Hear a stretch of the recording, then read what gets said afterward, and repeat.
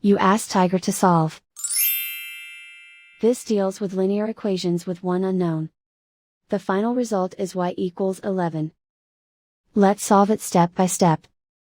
Simplify the expression. Expand the parentheses. Simplify the arithmetic. Group like terms.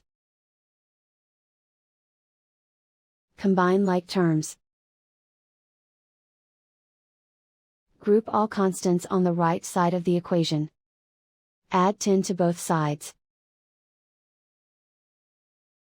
Simplify the arithmetic.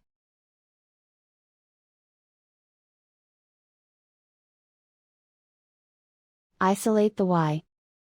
Divide both sides by -2. Cancel out the negatives. Simplify the fraction.